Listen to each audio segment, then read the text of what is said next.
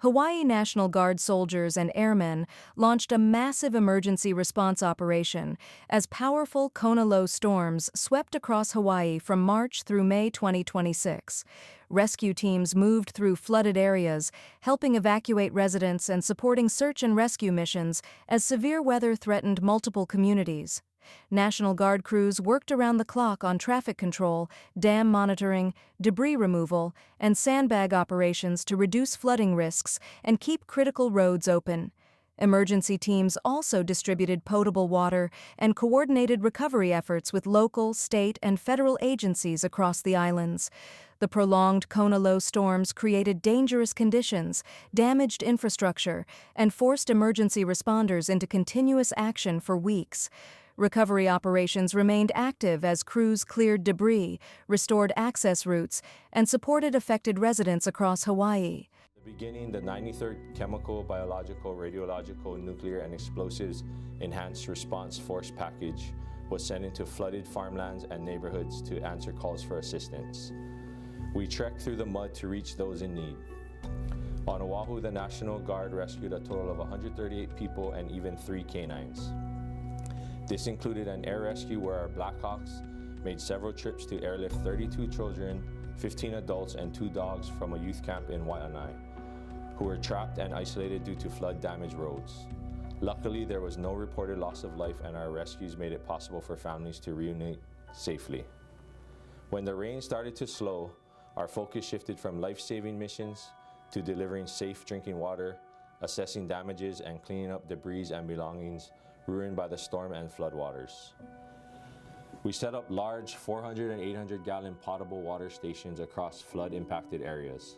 We walked door to door into the most damaged neighborhoods, speaking with residents who needed help. We passed QR codes to help residents report damages to the city and county as we assessed the situation and brought in more support. National Guard buses, trucks, and heavy machinery were sent into Waialua to aid with flood debris cleanup, clearing away mud from roads and properties, and hauling trash loads to dump sites across the city. We helped residents carry their memories and livelihoods that the floods had swept away. Wrecked washing machines and mud-soaked furniture, brown carpets, damp wood, and rusty metal. With shovels, we went into yards and under houses to fill buckets and wheelbarrows with mud. We hauled over 3,700 cubic yards of debris, assisting residents with the long process of recovery. Hand in hand with volunteers, the National Guard worked to assist communities with flood restoration efforts and restore a sense of normalcy. But the storms were not over.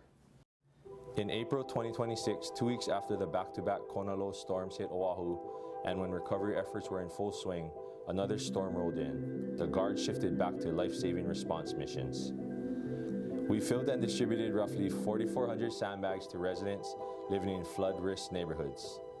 We stationed numerous high-water rescue teams statewide and continued to closely monitor the water levels at several dams as the flood watch continued. As the floodwaters receded and as the state recovers from its worst flooding in decades, we continue to provide potable water to flood-impacted communities. The Guard distributed over 10,000 gallons of safe drinking water to those in need. The work is not done yet. As the third storm subsided, we returned to long-term recovery efforts. Hawaii is our home. Many of us are born and raised in Hawaii, and we're all honored to serve in the communities we live and work in.